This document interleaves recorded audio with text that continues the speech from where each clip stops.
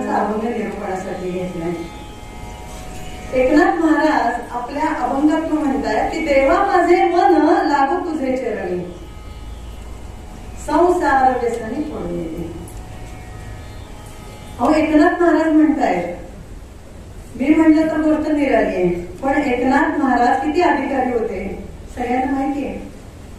मग ते असे मग त्यांना म्हणता येईल का की ते विषयी होते म्हणून त्यांनी असं म्हणलंय? मुळीच नाही. त्यांनी हे जे अभंग केलाय तो आपल्यासाठी केलाय की देवा माझे मन लागू तुझे चरणी, संसार व्यसनी पडू नये. अहो प्रत्यक्ष पांडुरंग श्रीकृष्ण त्यांच्या घरी श्रीखंड्या या नावाने पाणी भरण्याचं काम करत होता. मग त्यांना असा अभंग करावंसं वाटेल का? किंवा त्यांना विषयी असे म्हणता येईल का? मुळीच नाही. श्रीखंड्या या नावानं प्रत्यक्ष श्रीकृष्ण पाणी भरायचं काम करत होता. श्री एकनाथ सदनी, श्री एकनाथ सदनी, माधवजी सर्व काम हे करीतो, माधवजी सर्व काम हे करीतो. स्वगरे चंदन घासी, स्वगरे चंदन घासी, गंगेचे पाणी कावडी भरितो.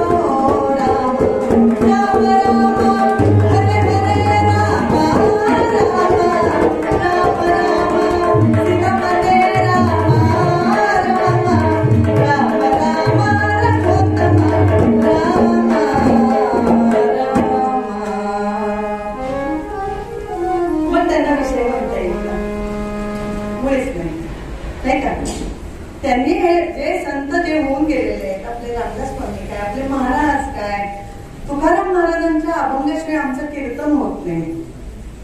तुकाराम महाराजांनी तर किती आम्हाला ठेवलेले कीर्तनकारां करता गाठोड आहे, फक्त ते सोडायचा अवकाश आहे. आणि त्यातून किती घेताय तुम्ही तेच कमीच पडणार आहे. फक्त आपण किती घेतोय याच्यावर आहे. त्यांच्या अभंगाशिवाय कुठलं कीर्तनच होऊ शकत नाही. बघा तुका म्हणे कितीतरी अभंग सांगता येईल आणि म्हणता येईल.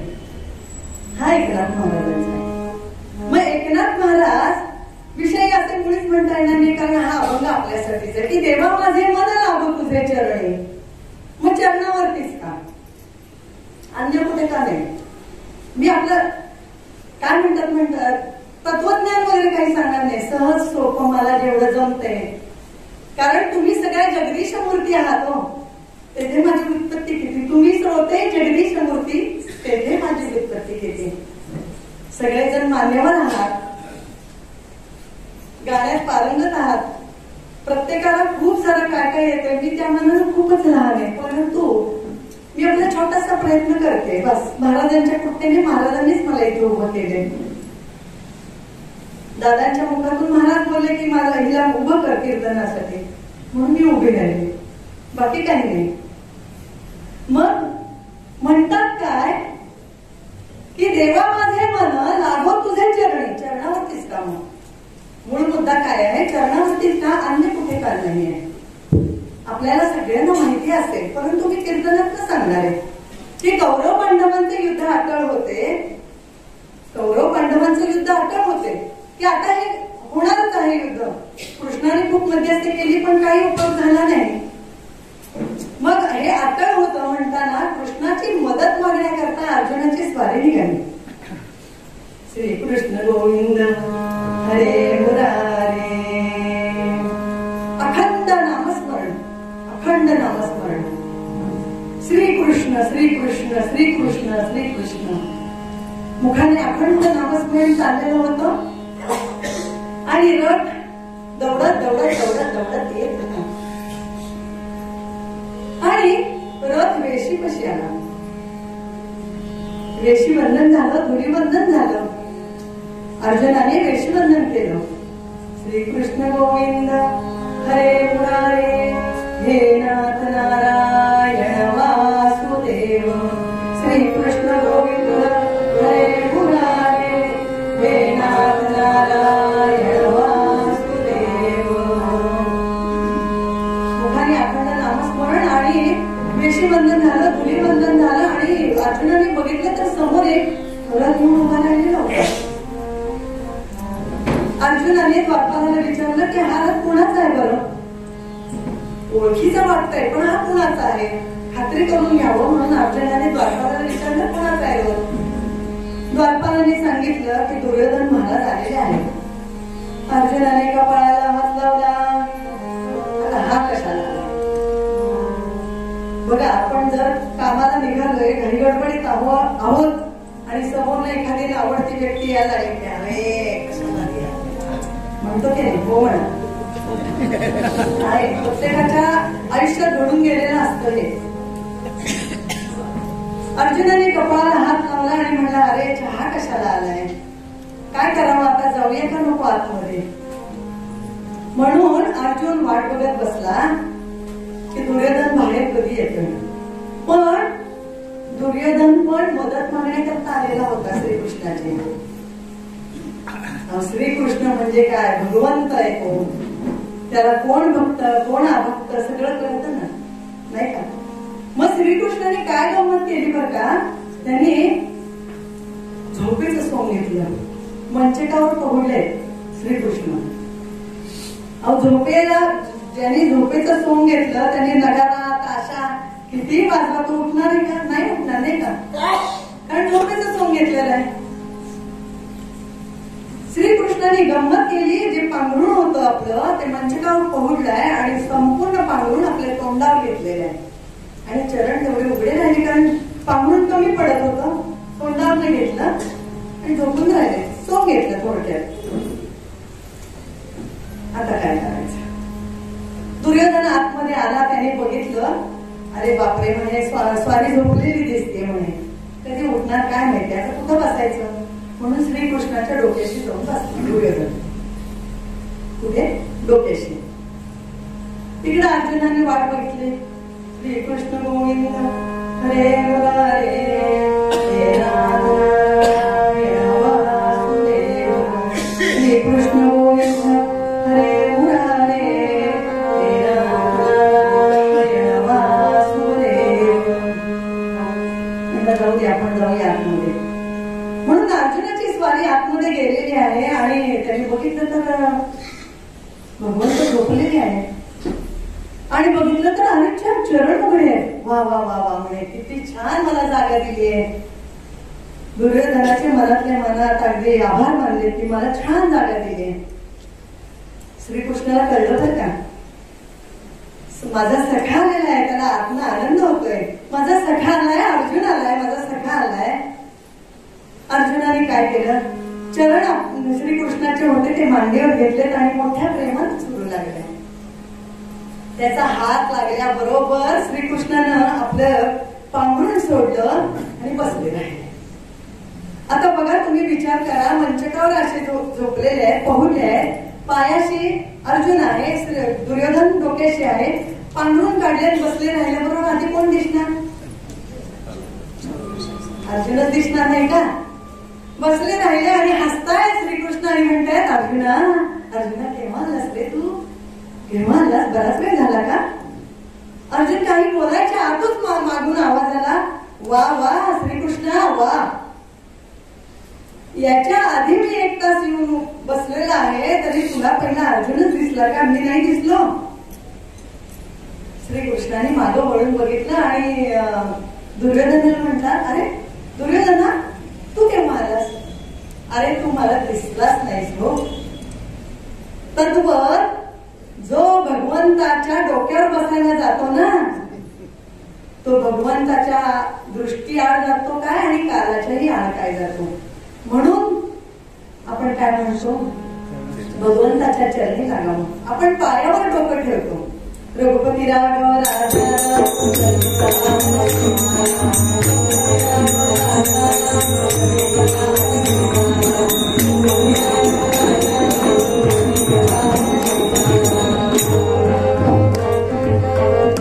म्हणून देवा माझे मन लागो तुझे चरणी. पुढील चरणात काय म्हणते नाथमोली, संसार व्यसनी पडोने दे. संसार व्यसनी पडोने दे. संसाराला व्यसन म्हणले नाथमौलीने. त्यांनी पण संसार केला, पण ते सगळ्यात असायचे पण कशात नसायचे. भगवंताच्या चरणी अगदी त्यांची दृष्टी लागलेली होती, भगवंत प्रसन्नच होता, तरी पण त्यांनी म्हणले संसार व्यसनी पडून निधी आपल्यासाठी म्हणले. कारण मनुष्य एकदा गुरफटला संसारामध्ये की काही विचारायची सोय नाही. आपण माऊली सगळ्या जणी सासूबाई आई सगळ्या आलेलीच आहात नाही का. आपण म्हणतो नाही बाबा माझ्या मुलाचं लग्न झालं की सुटले. कसली सुट्टी आहे तू, उलट अडकलीस. सुनबाई नोकरी करणारी असली तर बघायलाच नको नाही का. लग्न करून दिलं, नातवंड आली की झाली दुधावरची साय नाही का. मग नातवंडांनाच आपण सांभाळत बसतो. मग कसली सुट्टी हो आपली, मुळीच नाही. नोकरी करणारी असली तर पुनश्च आपण जे लहान आपल्या मुलांना वाढवलं त्याप्रमाणे आपण नातवंडाला वाढवायला सुरुवात करतो. म्हणजे काय वाढतच नाही का. मग या संसारात आपण गुरफटत राहतो. या संसारातूनच वेळ काढायचा आहे नाही का. आणि मग परमार्थाला लागायचंय. आपण सर्वजण येतात, आपण इथं 2 वर्षांनी उत्सव करतो, किती आनंदाने उत्सव करतो. महाराज आपल्याला इथं आणतात, केवढं मोठं भाग्य आहे नाही का. मग हे आपण त्यांनी म्हणू दे, त्यांनी संसार व्यसनी पडवले ते आपण त्याच्यातनं बाहेर पडून आपण येतोच आहे, परमार्थाला लागतोच आहे. एकदा काय झालं त्याच्यावर एक महाराजांचीच गोष्ट सांगते. ब्रह्मचैतन्य महाराज आपले गोंधळेकर बसलेले होते, प्रवचन झालेलं होतं आणि प्रवचन झालं होतं. सगळे आपली पांगापांग झाली, लोक निघाली काय काय. एक गृहस्थ बसलेले होते, त्यांनी प्रवचन सगळं ऐकलं आणि महाराजांकडे आले. महाराजांना म्हणाले महाराज प्रवचन खूप छान होतं तुमचं, परंतु काय हो मला आहे ना या प्रपंचाचा भयंकर कंटाळा आलेला आहे. भयंकर कंटाळा आलेला आहे, तर काय करता येईल. रोज आपलं उठून आपलं तेच तेच तेच तेच वेगळं काही नाहीच आहे. महाराजांनी फक्त गमतीशीर अगदी बघितलं त्याला, खालून वरपर्यंत न्याहाळलं.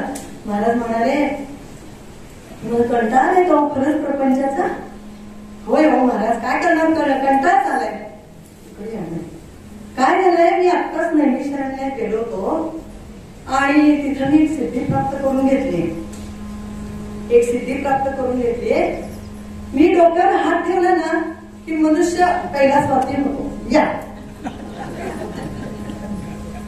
यामुळे तुम्हाला कंटाळा आलाय ना, मी लगेच डोक्यावर हात ठेवतो, तुम्ही मोक्ष पदाला जा.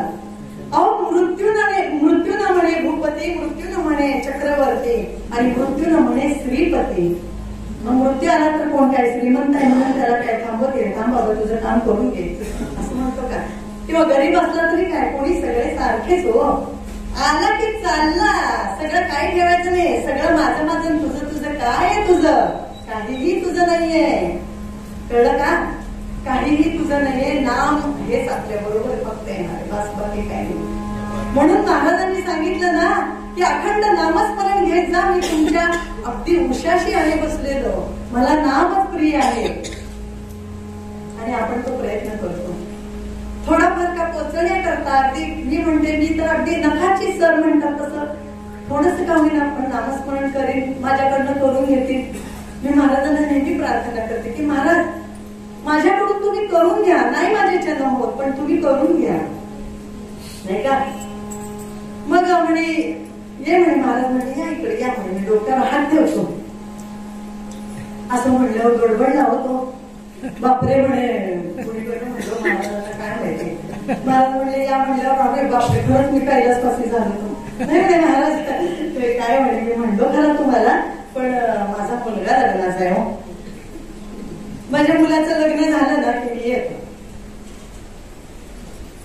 महाराज म्हणाले ठीक आहे काही हरकत नाही, तुम्हाला कंटाळा आलाय ना, तुम्ही म्हणला म्हणून मी म्हणलं, बाकी काही नाही.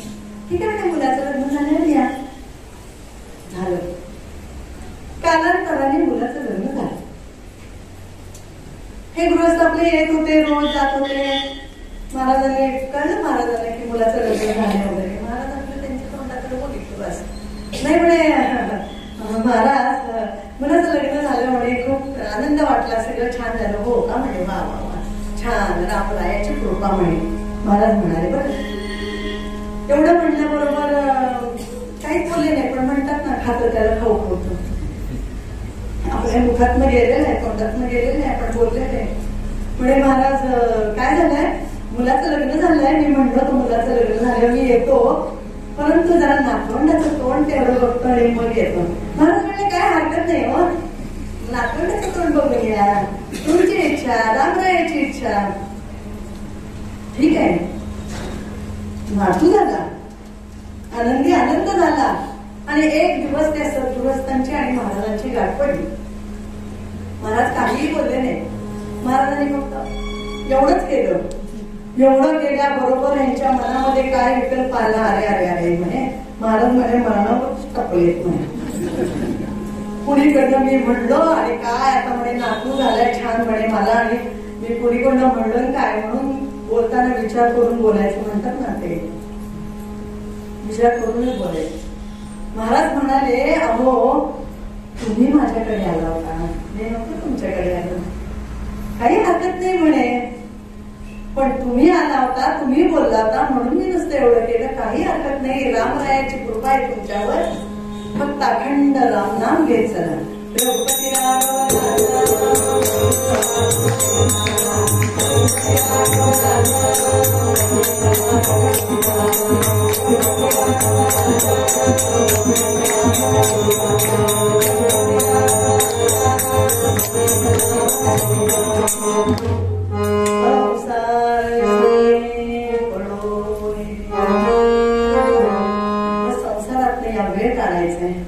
आणि परमार्थाला लागायचंय. बरोबर आपल्याला नामस्मरण एवढंच न्यायचंय. महाराजांना तेवढंच सांगायचंय की माझा अंतःकरण साधून द्या, माझ्या मुखातनं बाकी काही नको, कुठली वासना राहिली नको.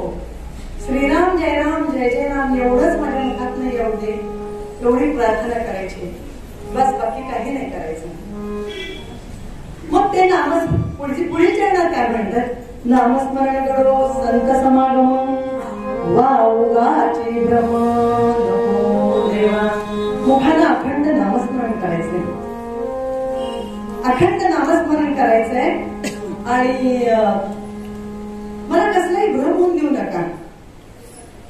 आज एकदा घ्यायचंय श्रीराम जय राम जय जय राम, श्रीराम जय राम जय जय राम, श्रीराम जय राम जय जय राम. आज एकदा, उद्या दोनदा, परवा तीनदा. मग अखंड घेत राहायचं म्हणजे बरोबर आपल्या मुखातून सवयच लागते आपल्याला. पण ते नाम घेताना कसं घ्यायचं, ते प्रेमाने घ्यायचं. प्रेमात राम रमतो, प्रेमाला मोल जगामध्ये.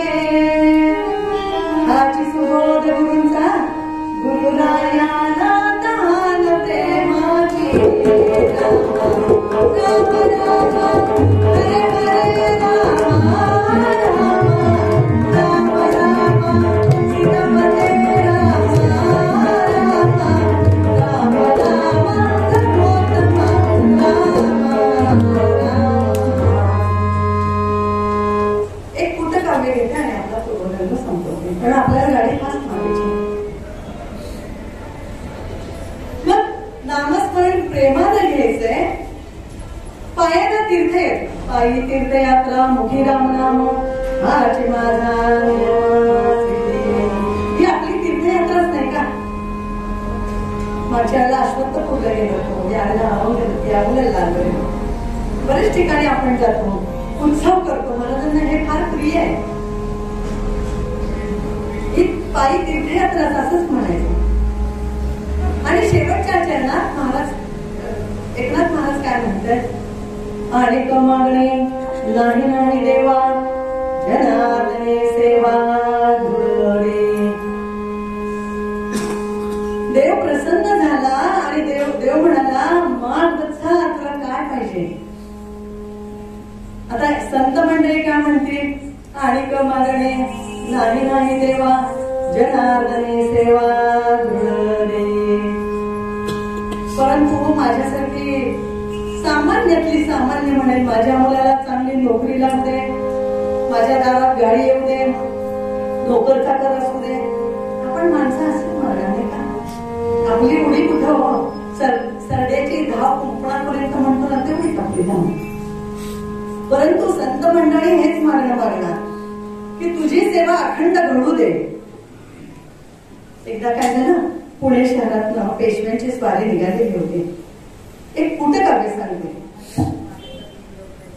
पेशव्यांची स्वारी निघाली होती आणि बरोबर कारभारी होते. आणि मनामध्ये हेतू हाच की आपल्या राज्यामध्ये कुणी गरीब नसावा. कुणी गरीब असल्याचं त्याचं दुःख आपण हे करूया, मिटवून टाकूया दुःख. काय बाबा तुला काय कमी, आपण देऊया ते. हे मनामध्ये हेतू म्हणून पेशव्यांची स्वारी रात्रीच्या वेळेला निघाली होती. असे फिरत फिरत चाललेले असताना एका ठिकाणी एक सद्गृहस्थ दिसले. पुण्याची थंडी त्यावेळेला काय होती, आताही असते, पडते बरोबर खूप थंडी असते. एक सद्गृहस्थ पोत्यामध्ये पाय घातले होते आणि पोतं ओढण्याचा प्रयत्न करत होते आणि थंडीपासून आपला बचाव होतोय का तेवढं बघत होते. आणि ओढतायत पोतं, पण ते काय तेवढी थंडी कुडकुडत होते. पेशव्यांचं लक्ष बरोबर त्याच्याकडे गेलं. लक्ष गेल्याबरोबर त्यांनी कारभारीला सांगितलं, अहो कारभारी, ते बघा सद्गृहस्थ किती थंडीने कुडकुडतायत आणि त्याने बघा काय घेतले म्हणे, पोतं घेतले अंगावर. बघा बरं, जा त्यांच्याकडे जा आणि त्यांना विचारा की बाबा तुला काही हवंय का, सांग म्हणे. तर कारभारी गेले धावत धावत आणि म्हणतात, अरे उठ, तुझा भाग्योदय जवळ आलेला आहे आणि काय तुला मागणं आहे ते पटकन माग, वेळ नाही आपल्याला, पटकन माग. तो उठला सद्गृहस्थ आणि त्याने विचारलं, खरंच पेशवे प्रसन्न झालेत आणि मला मी काय मागीन ते देतील ते? हो म्हणे, का नाही देणार? हो म्हणे, ऐका. येते सह्याद्री कन्या पतिसुत ललना यौवना माझी जेव्हा, येते सह्याद्री कन्या पतिसुत ललना यौवना माझी जेव्हा, राम स्त्री नाम काना भजन व्रत जे विहिते फार आम्हा, हस्ती हस्ती हस्ती हस्ती वृंदायतक मला मरिपुसे नाम पूर्वार्ध नाही, या लागी श्वासतेच्या अरे अनुज सखी स्वल्पही येत नाही. कळलं का? काय कळलं? त्यांनी त्या सद्गृहस्थांनी हे केलं. येते सह्याद्री कन्या म्हणजे सह्याद्री पर्वतातून उगम पावलेली नदी. पतिसुत ललना, तिचा पती कोण? समुद्र. पतिसुत ललना, ललना म्हणजे रात्र. यौवना माझी जेव्हा, यौवनात येते म्हणजे मध्यरात्री येते. राम स्त्री नाम काना, रामाची स्त्री कोण? सीता. तिचा काना फोडला तर काय उरतं? सीत. राम स्त्री नाम काना भजन व्रत जे विहिते फार आम्हा, म्हणजे मध्यरात्र होती त्यावेळेला शीत खूप पडतं, त्यामुळे मला थंडी वाजते. बरोबर, मग तुला काही हवंय का? नाही नाही नाही नाही. हस्ती हस्तेंद्र वृंदांतक मुखरिपुसे जास्त पूर्वार्ध नाही. हत्तींच्या कल्पांचा अंतक म्हणजे मुख धारण केलेला कोण? हत्तींच्या कल्पांचा अंत करणारा कोण? सिंह. त्याचं मुख धारण केलेला नरसिंह. त्याचा रिपू कोण? हिरण्यकश्यपू. त्याच्यातला कश्यपू फोडायचा आणि हिरण्य, हिरण्य म्हणजे पैसा, तो माझ्या जवळ नाहीये. आता गाडी कुठं स्टेशनात यायला लागली. म्हणजे तुला पैसा हवाय का? नाही नाही नाही नाही. या लागे क्ष्मा सुतेशा, क्ष्मा म्हणजे पृथ्वी, तिची सूत जानकी, तिचा ईश राम, त्याचा हरी रावण, त्याचा सखा अनुज कुंभकर्ण, त्याची सखी झोप स्वल्पही येत नाही. ज्या वेळेला ऐन मध्यरात्र होते त्यावेळेला थंडी खूप वाजते आणि माझ्या जवळ पांघरायला कांबळं नाहीये, तर मला पेशवे कांबळं देतील का? तेवढं मात्र सांगा. काय मागणं मागितलं? कारभारीने डोक्याला हात लावला. म्हणे काय मागणं मागितलं? धावत गेले आणि पेशवे जाऊ दे म्हणे, याचा उद्धार आपणच करूया म्हणे. म्हणून त्यांनी सांगितलं की अहो आपल्या राज्यात कांबळं नावाचं एक गाव आहे, ते गाव ह्याला पाहिजे म्हणे. हो का म्हणे? बर बर बर बर, चालेल, त्याला कांबळे गावचा इनामदार करून टाका. एवढं म्हणल्याबरोबर कारभारी धावत आले आणि म्हणतात अरे सद्गुरस्ता तू कांबळे लावता इनामदार झालेला आहेस कुठं तू? ते सगळं खरं हो, पण कांबळ मिळेल का?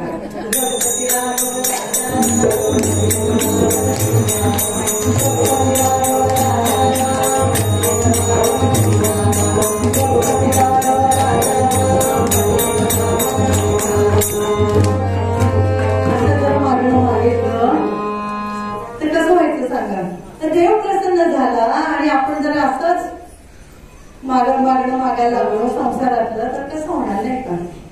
मग देवाजवळ एकच मागणं मागायचंय की जनार्दनी सेवा धुड दे, की तुझ्याकडनं तुझी सेवा आमच्याकडनं घडू दे म्हणून मूळ अभंगा देवा माझे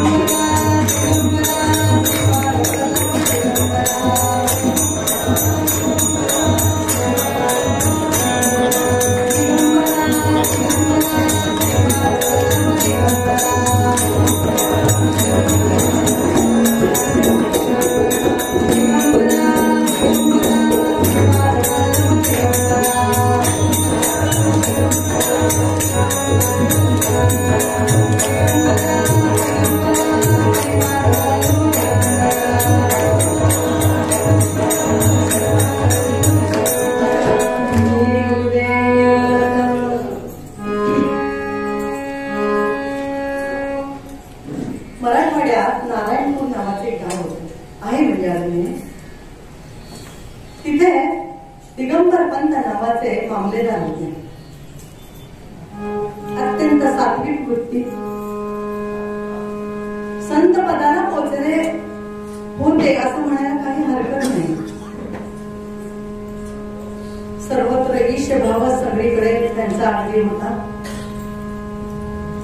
म्हणजे सर्वजण सारखेच हे त्यांच्या मनामध्ये त्यांनी अगदी ठरवून टाकलं होतं. भेदभाव हा प्रकार त्यांच्याकडे नव्हता. मामलेदार होते म्हणजे त्यांच्या हातामध्ये सत्ता होती. त्याप्रमाणे बघायला गेलं तर कर वसूल करायचे ते. त्यांना साजेशी अशी सौभाग्यवती त्यांना लाभलेली होती. कांता जयाची अति सुंदर कैसेच होती पतिव्रता घोर.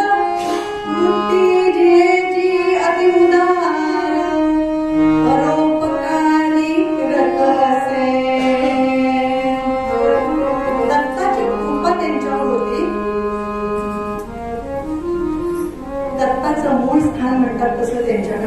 अधिष्ठान त्यांच्याकडे होतं. सर्वस्व अर्पून अगदी त्या दत्तात्रयांच्या ठिकाणी त्यांनी टाकलेलं होतं. सौभाग्यवती ही तशीच, त्यांची पत्नी ही तशीच. आणि त्यांना एक म्हणतात ना, संसार वेलीवर एक छानसा पुत्र होता. त्याचं नाव दासो होतं. त्याच्यावरही दत्तकृपा होती. आपल्या पितयाच्या पावलावर पाऊल टाकून एक पाऊल पुढंच असा तो दासोपंत होता. अशा थोर पितयांच्या उदरी जन्म झाला. अशा थोर पितयांच्या उदरी जन्म झाला. अशा थोर पितयांच्या उदरी जन्म झाला. दासोपंत नामे सद्गुणी दत्तभक्त झाला. दासोपंत नामे सद्गुणी दत्तभक्त झाला. अशा थोर पितयांच्या उदरी जन्म झाला. अशा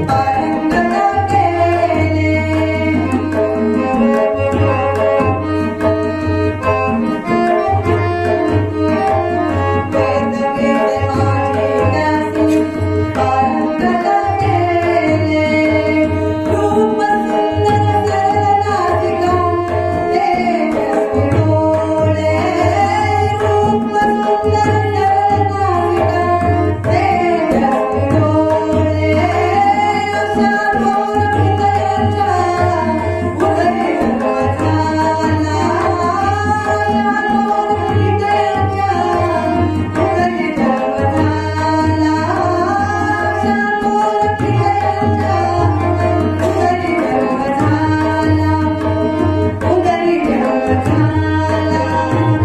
उदरी जन्म झाला.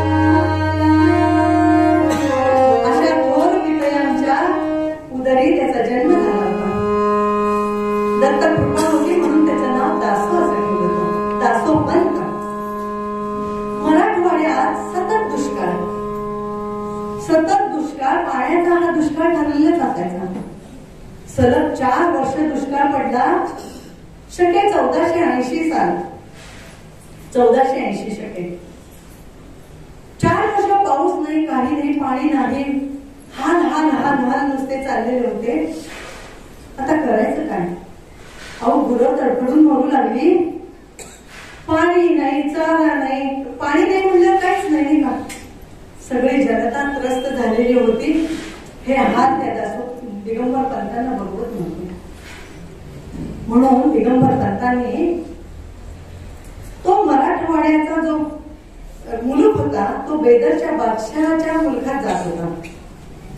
म्हणून बेदरच्या बादशहाला त्यांनी पत्र लिहिलं की असा असा दुष्काळ पडलेला आहे. लोक अगदी तहानेनं आणि अन्न पाणी काही नाहीये, अगदी त्रस्त झालेली आहे. तर मी कर वसुली त्यांच्याकडनं जी केलेली आहे धान्य ते त्यांना देऊ का, एवढं सांगितलं. परंतु बेदरच्या बादशाने उलट तपाली सांगितलं की जे धान्य आहे ते फक्त मुस्लिम लोकांना द्यावं आणि जे हिंदू लोक मुसलमान होतील त्यांनाच फक्त हे धान्य द्यावं. तपाल त्यांनी बघितलं. परंतु म्हणतात ना, ज्या ज्या ठिकाणी मन जाय माझे त्या त्या ठिकाणी निजरूप तुझे. मी ठेवितो मस्तक ज्या ठिकाणी तेथे तुझे सद्रूप पाहिजे. सगळ्या प्रजेला मी सारखं म्हणतोय. आणि मग असं का बादशाने लिहून पाठवावं की फक्त यांनाच द्यावं? मी हे अधर्म करणार नाही. खूप दुःखी झाले. या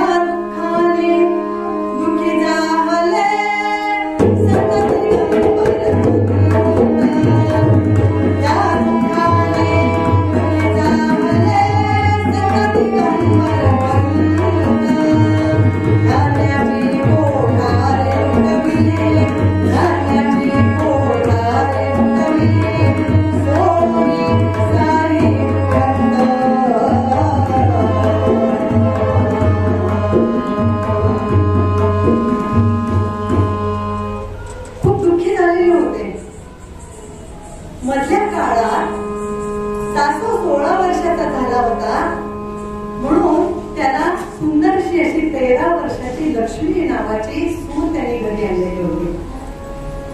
सगळं छान होतं, सगळं छान चाललं होतं, पण हा दुष्काळ पडला. म्हणून त्यांनी मनामध्ये योजलं की काय व्हायचं ते होऊ दे, मला शिक्षा मिळणार आहे. पण ही एवढी त्रस्त जनता आहे, खाण्याचे हाल झालेले आहेत, मी काही बघू शकत नाही. म्हणून त्यांनी हे सगळं गोदाम लुटून दिलं. संत दामाजी पंत वेगळे बरं का, हे दिगंबर पंत वेगळे. चरित्र एकसारखं आहे, पण चरित्र जसं भुसावळला सगळ्या गाड्या मिळतात आणि आजूबाजूला जातात, त्याप्रमाणे हे चरित्र तिथे येऊन ठेपतं, पण गाडी दुसरीकडे जाते. याप्रमाणे दिगंबर पंतांनी सगळ्यांना सांगितलं की तुम्हाला धान्य जेवढं पाहिजे तेवढं घेऊन जावा. सगळेजण आले, आनंदी आनंद झाला आणि सगळ्यांनी ते धान्य लुटून नेलं. लुटून नेलं म्हणजे ज्याला जेवढं पाहिजे तेवढा मुलांच्या चेहऱ्यावर आनंदी आनंद झाला नाही का. आणि ही बातमी बादशाहला जाऊन मिळाली.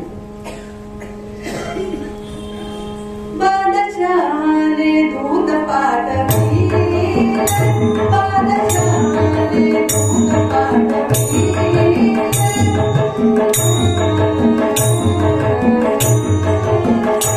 बादशाहने दूध पाठवली, कोमलता का धान्य लुटवली, कोमलता का धान्य लुटवली.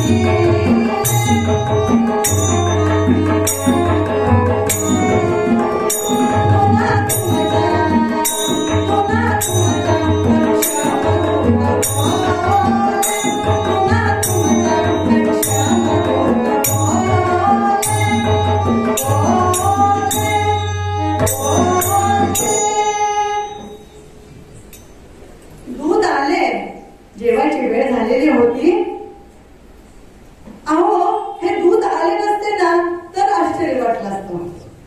परंतु दिगंबर पंत जाणून होते की आपल्याला बादशाह नक्की दूध पाठवणार आणि आपल्याला पकडून नेणार.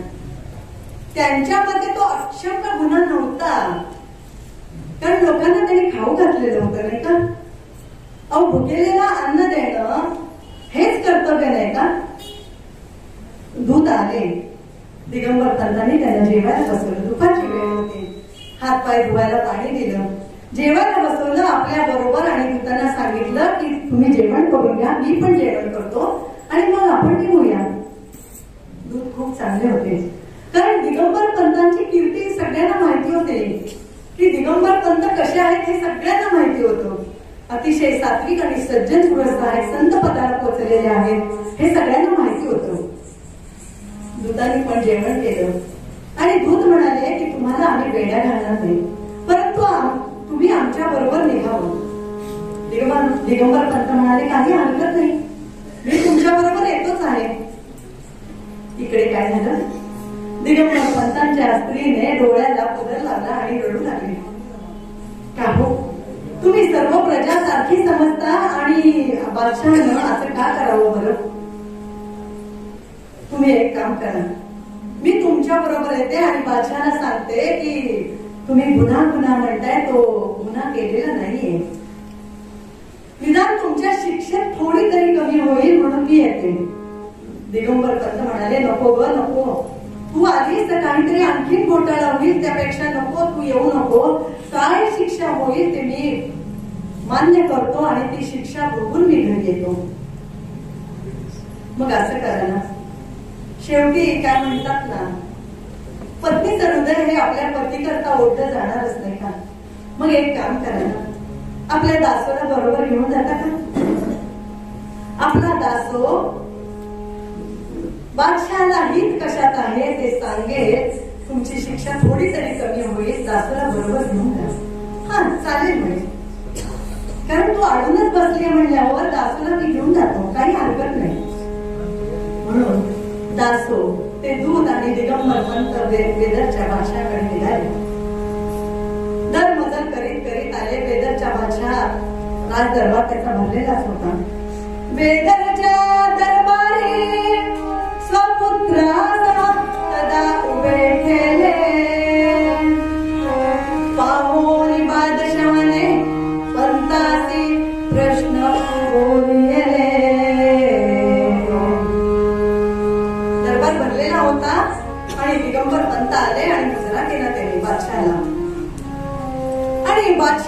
लक्ष त्या दासोकडे गेलं.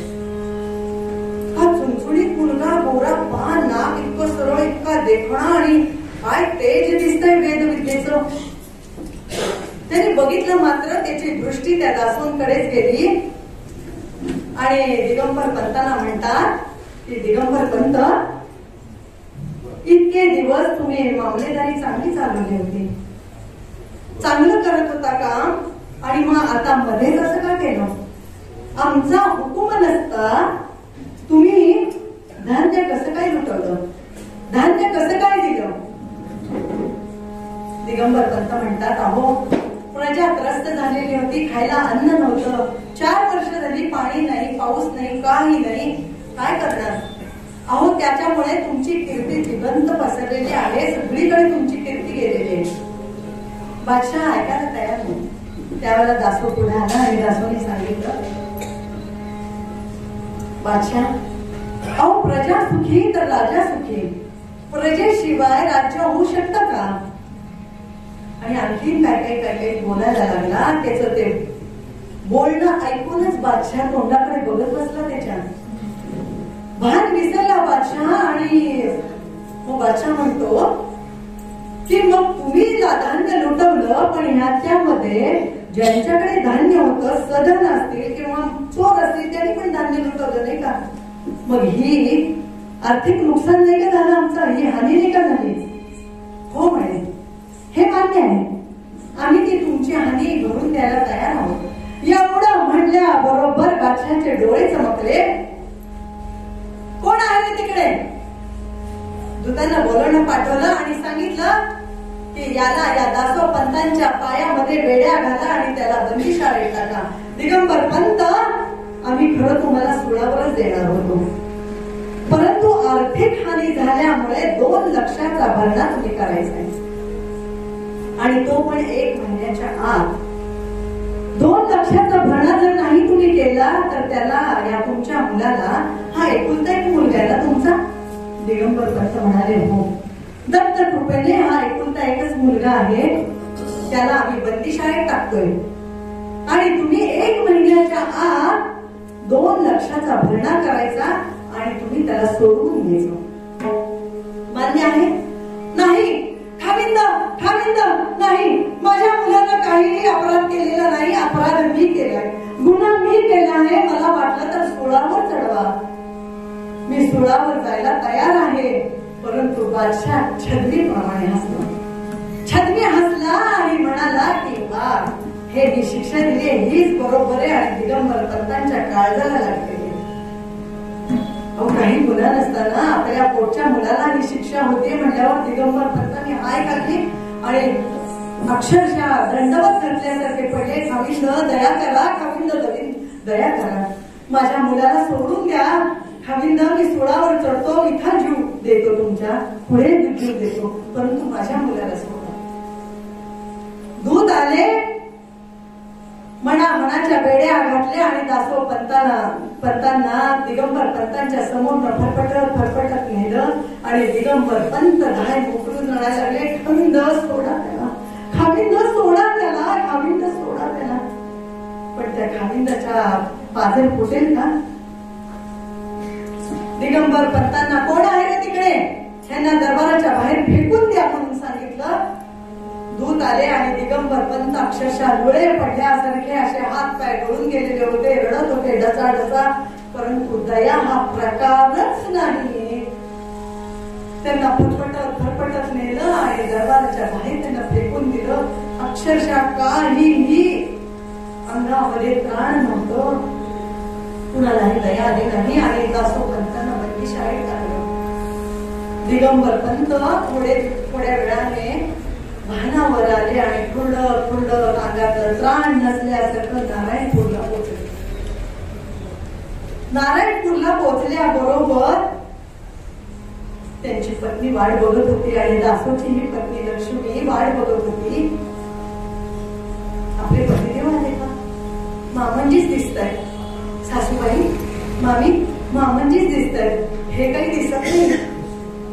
दिगंबर पंतांची पत्नी पुढे आली आणि त्यांना म्हणते, का हो, माझा दासो कुठे? माझा दासो कुठे? पायरीवरच मटकन दिगंबर पंत बसले आणि घडा घडा ढसा ढसा ढसा रडताय. अहो तुम्ही का रडताय? का रडताय तुम्ही? असं असं झालं. 2 लाखाचा भरणा एका महिन्यात करायचा आणि दासोला सोडून यायचंय. हे बादशाने अट घातली. पळत पळत पळत पळत दिगंबर पंतांची पत्नी गेली आतमध्ये. जेवढं सोनं नाणं होतं तेवढं सगळं घेऊन आली. जमिनीचे कागद आणले, घराचे कागद आणले आणि दिगंबर पंतांना म्हणतात हे सर्व घ्या. लक्ष्मीने पण आपले दागिने आणले. हे सर्व घ्या, पैसा करायचा आणि माझ्या पतिदेवांना सोडवा आणि माझ्या दासोला सोडवा. ती माता आणि पत्नी त्यांना प्रार्थना करते. परंतु एवढं सगळं होऊन 2 लाखाचा भरणा होणार कसा? गावामध्ये बातमी पसरली.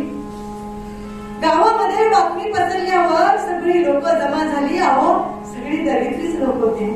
त्यांच्याकडे काय असणार? परंतु बघा माणुसकी कशी असते. ज्याच्या जवळ किडूक पिडूक जेवढं आहे तेवढं सगळं घेऊन आले हो. का तर दिगंबर पंतांनी आपल्याला जीव खाऊ घातलं. आपल्या मुलांना, प्राण मुलांचे वाचवले हे जाणीव त्यांच्या जवळ होती. प्रत्येक जण काही ना काहीतरी घेऊन आला. परंतु 2 लाखाचा भरणा होणार नाही. धनिकांना कुणाला मागावं तर ही पंचायत धनिक लोक मागत चालली. का तर वर्षाचा रोष कोण ओढून घेणार? फुकटचं मरण कोण घेणार? धनिकही मागत झाले. करणार काय? इकडे दासो बंदी शाळेत आहे, तुरुंगात आहे. बादशाला मारायचंच नव्हतं. त्याला आपल्या धर्मात घ्यायचं होतं, त्याला मारायचंच नव्हतं. परंतु दासो धर्म सोडणार नव्हता. दासोनं आपला फलाहार फक्त चालू ठेवला आणि दूध घ्यायला सुरुवात केली. एवढंच अन्न त्याग केला त्याने आणि आपल्या बाबांची वाट बघत बसला. काही ना काही करून बाबा आणतील, पैसे आणतील, सोय करतील, बाबा नक्की येतील. कुठं आणणार पैसे? आणणार कुठून पैसे? नाही. पैसा कुठे जमेना, काय करू मी आता? शेवटी सर्व दत्तात्रयावर श्री दत्त शरणम, श्री दत्त शरणम, श्री दत्त शरणम. शेवटी त्यांच्याच पायाशी लोळण घ्यायचं असं दिगंबर पंतांनी ठरवलं. आणि अहो असं करता करता 23 दिवस झाले. 23 दिवस झाले. 7 दिवस उरले आणि इकडं बादशाला खूप आनंद झाला. त्यांनी त्याला धर्मात घेण्याची तयारी चालवली. सगळीकडे अगदी सजवल्यासारखं सजवलं. रस्ता सजवला. का तर एवढा चुणचुणीत मुलगा आपल्या धर्मात घ्यायचा. आता ते दिगंबर काही आणत नाहीयेत पैसे, म्हणजे ह्याला आपल्या धर्मात घ्यायचे एवढंच त्यांनी मनामध्ये योजलं. परंतु दासो हा काय कमी होता का? श्री दत्त कृपा त्यांच्यावर होती. त्यांनी मग तेवढं जे फलाहार होता तो सुद्धा बंद केला. श्री दत्त शरणम, श्री दत्त शरणम, श्री दत्त शरणम. आणि अखंड नामस्मरण, पूजन अर्चन, अखंड नामस्मरण दिवस रात्र त्यांनी दत्तात्रयांचा धावा सुरू केला. आणि अगदी शेवटच्या दिवशी दत्ताजी पाडेकर कोणी तो धनिक तो आला. 2 लाखाचा भरणा करीतो सोडून दे दासोला. दत्ताजी पाडेकर नावाचा सत्पुरुष आले आणि त्यांनी सांगितलं बादशाला की हा 2 लाखाचा भरणा घ्या आणि दासोला सोडून द्या. तुम्ही का भरता म्हणे पैसे? काय कारण काय? त्याच्या मनाविरुद्ध तुम्ही धर्म बदलता हे मुळीच खपणार नाही. मला तेवढं तरी पुण्य लागू दे की तो धर्म बदलणार नाही. हे तुमचे रुपये घ्या आणि त्याला सोडून द्या. बादशाचा नाविलाज झाला. 2 लाख मिळाले. 2 लाख मिळाल्याबरोबर दासोला सोडण्यात आलं आणि दासोला आनंद झाला. कुणाला आनंद होणार नाही हो? महिनाभर तो कितपत पडलेला होता. आनंद इतका झाला. माझ्या बाबांनी बहुतेक सोय केलेली दिसते. माझ्या बाबांनी पैशाची व्यवस्था केलेली दिसते. बादशाला विचारतो कोण आलं होतं? पुढे दत्ताजी पाडेकर नावाचे गृहस्थ आले तर त्यांनी हे पैसे दिले. हो का? मग मला ते न भेटता कसे काय गेले? मला न भेटता ते कसे काय गेले? तर म्हणे मला माहित नाही. त्यांनी सांगितलं हे पैसे घ्या आणि दासोपंतांना सोडून द्या म्हणून मी तुम्हाला सोडतो. म्हणून दासोपंत नारायणपूरला आले. नारायणपूरला आले त्या दिवशी आता त्याचा धर्म बदलला गेला असेल म्हणून दिगंबर पंतांनी रडून रडून ताण झालेले होते. सगळे अवघडा पसरली होती घरामध्ये. आणि तेवढ्या गावामध्ये आवई उठली, दासो आला, दासो आला, दासो आला, आला दासो आला. काय वर्णावा आनंद, काय तो आनंद वर्णावा. मातेला पिते आला आणि कांतेला तो कसा कुणी गावा.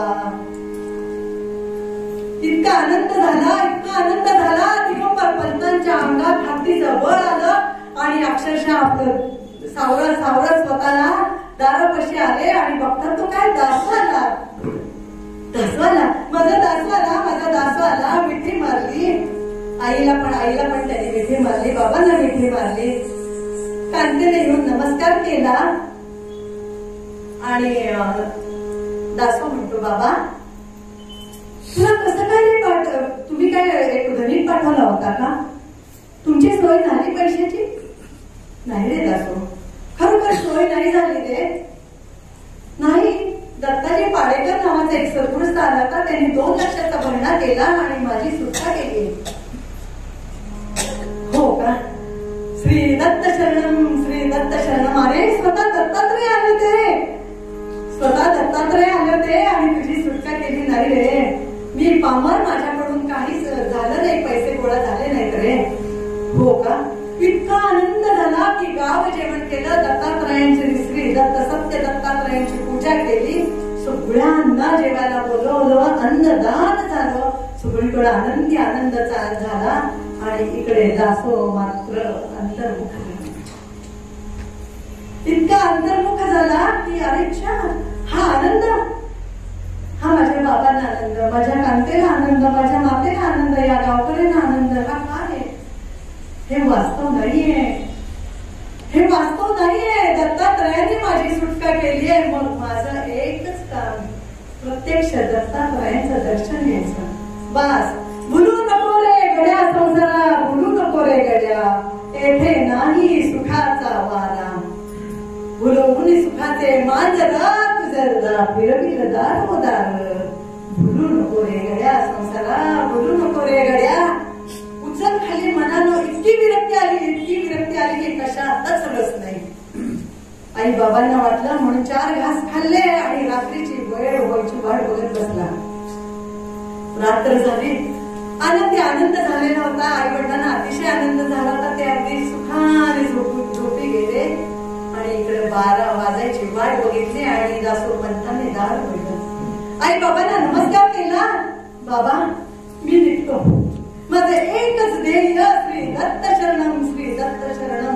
फक्त दत्तात्रयांचं दर्शन हे एकच ध्येय माझ्या आयुष्यामध्ये असेल. आई बाबांना नमस्कार केला आणि दाराच्या बाहेर पडला. दाराच्या बाहेर पडला आणि दर मदर करीत मातापूरला आला. सकाळ झाली. आई बाबांनी शोधाशोध केली. दासो आला काय आणि गेला काय? विचार केला, दासो का गेला? खूप शोधाशोध केली, थकले दिगंबर पंत आणि स्तब्ध राहिले जागेवर. दासो इकडं मातापूरला गेला. तिथे अनुसयांचं स्थान आहे. तिथेही त्यांनी तपश्चर्या केली आणि दासो राक्षस होण्याला आला. तिथं त्याला सह्याद्रीमध्ये जा म्हणून अनुज्ञा झाली. दत्तात्रयांनी प्रत्यक्ष आज्ञा केली की तू जा, सिद्धक्षेत्रात जा, तिथं तुला माझ्या पादुका मिळतील. परंतु दासो म्हणाला, मला स्वतः दर्शन द्या आणि मगच मी जाईन. आणि एका गुरुवारी सगळ्यांनी गुरु ब्रह्मा गुरु विष्णू म्हणे. गुरु ब्रह्मा गुरु विष्णू गुरुदेव महेश्वर, गुरु साक्षात परब्रह्म, तस्मै श्री गुरुवे नमः. प्रत्यक्ष दत्तात्रयांनी त्यांना दर्शन दिलं आणि दासोपंत राक्षस होण्याला आले. दत्तात्रयांनी सांगितलं की मी तुला पादुका देईन, त्या पादुकांचा अधिष्ठान ठेव, तुझ्याकडे अनुष्ठान कर आणि हीच सेवा समज, मीच आहे तुझ्याजवळ असं समज. राक्षस भुवनाला नदी किनारी आल्यावर हे मिळतील आपल्याला पादुका असं म्हणून हात टेकून बसलेले असताना हाताला काहीतरी लागलं. बघतात तर पादुका. दत्तात्रयांनी स्वतः पादुका त्यांच्या जवळ दिल्या आणि मग त्यांनी व्याघ्रेश्वराच्या मंदिरात त्या पादुकांची स्थापना केली आणि तिथंच नामस्मरण त्यांनी इतकी तपश्चर्या वाढवली की दासोपंत एक संत म्हणून तिथं त्यांची कीर्ती सगळीकडे पसरली. स्वामी म्हणायला लागले त्यांना. त्यांनी नाव पण सांगितलं नाही, परंतु एक स्वामी आलेले आहेत अतिशय सात्विक आणि संत वृत्तीचे. त्यांच्या मुखातून दासोंच्या मुखातून काही शब्द निघाला की तो खरा व्हायचा. मग संसारी लोक सगळे त्यांच्याकडे धाव घ्यायला लागली. सगळीकडे कीर्ती पसरली आणि एक दिवस असं चाललेलं असताना नदी किनारी एक राहुटी उभी राहिलेली दिसली.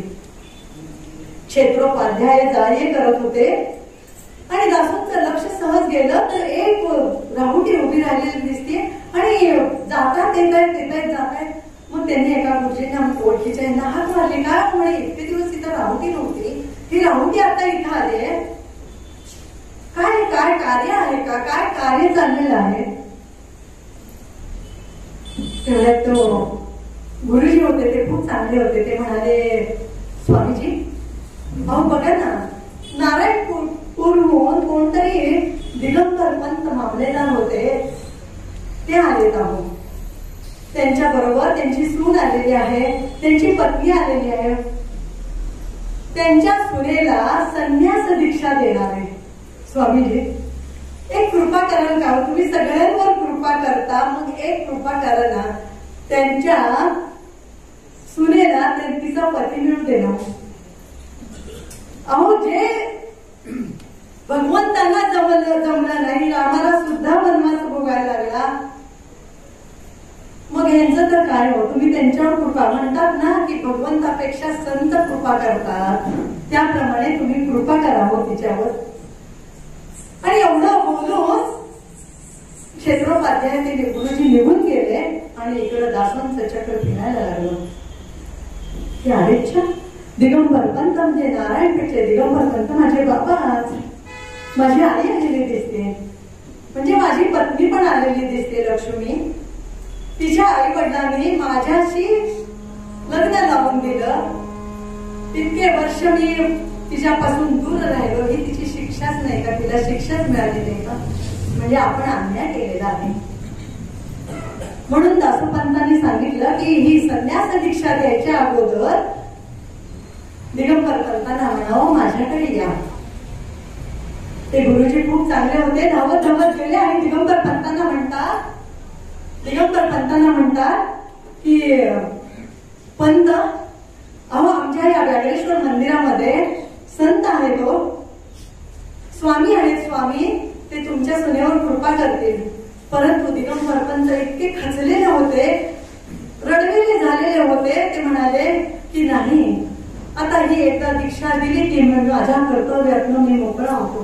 15 वर्ष झाली माझा मुलगा परागंदा झालेला आहे, मग संन्यासांची संतांचं दर्शन घ्यायचंच आहे नाही का, एवढी दीक्षा होऊ दे. मग नाही नाही नाही नाही पंत असं नका करू. अहो ज्या अर्थी स्वामींनी तुम्हाला भेटायला बोलवले त्या अर्थी त्यांची कृपा नक्कीच होणार आहे, तर तुम्ही चला, दत्त कृपा ही तुमच्यावर होणारच आहे, तुम्ही चला. त्यांनी इतकी गळ घातली की दिगंबर पंतांना नाही म्हणताच आलं नाही. दिगंबर पंत त्यांची पत्नी म्हणजे दासोची आई आणि त्यांची लक्ष्मी पत्नी असे समोरून यायला लागल्याबरोबर दासो पुढे आला. ते समोर येत आहे दिगंबर पंत, त्यांची मान खाली खूप वाकलेले होते. अक्षरशः परिस्थितीनं मुलगा परागंदा झाल्यावर काय परिस्थिती असणार हो, तशी परिस्थिती त्यांच्यावर आली होती. खाली वाकून वाकून येत होते आणि दासोने बघितलं, मात्र समोरासमोर आले आणि ते दिगंबर पंत न बघायच्या अगोदरच त्यांना नमस्कार करणार. तेवढ्या दासून बाबा बाबा एवढी हाक मारल्याबरोबर दिगंबर पंतांनी वर तोंड करून बघितलं.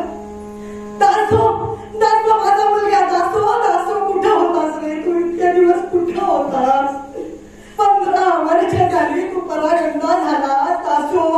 अरे तुला नाही का वाटलं, तुझ्या आई वडिलांची आठवण नाही का आली रे दासो. दासोनं रडायला सुरुवात केली. दिगंबर पंत रडता रडता हसायला लागले, हसता हसता रडायला लागले.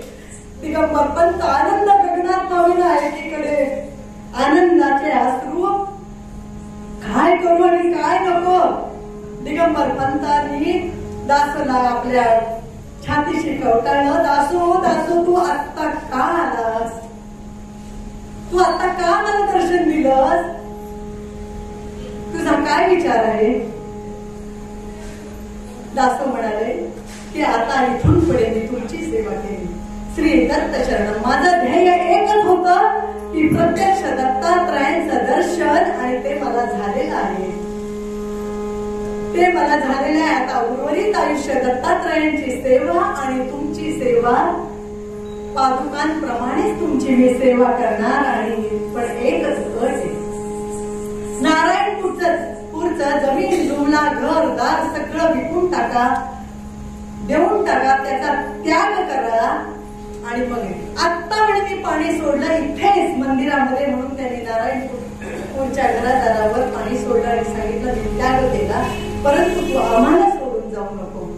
याप्रमाणे दासो पंत, त्यांची पत्नी दिगंबर पंत, त्यांची पत्नी म्हणजे दासोंचे आई वडील आणि पत्नी आंबेजोगाई येथे राहायला लागली. दासोंचा वाडा आंबेजोगाई नाही. दासोंची पासोडी आपल्याला पाहायला मिळते.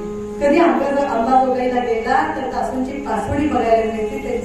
त्यांच्या समाधीचं अवश्य दर्शन घ्या, तेवढंच चांगलं आहे.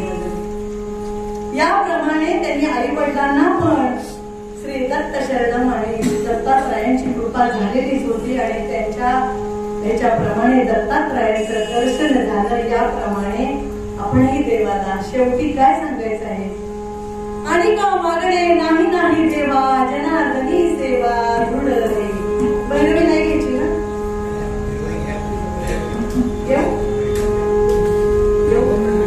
नाही पुढे गाणं आहे.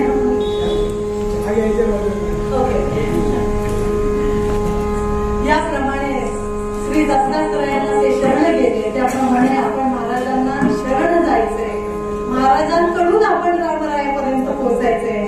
आणि रामाला तेच सांगायचं की आणिक मागणे नाही नाही देवा, जनार्दनी सेवा.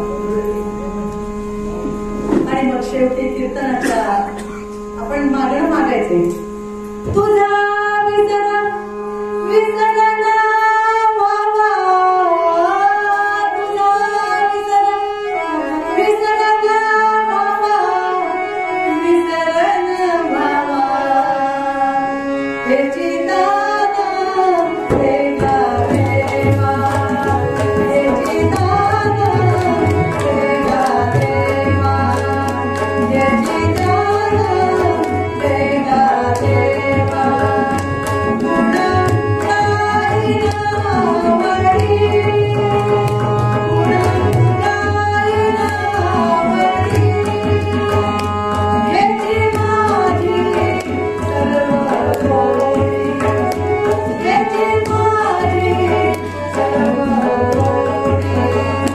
Jai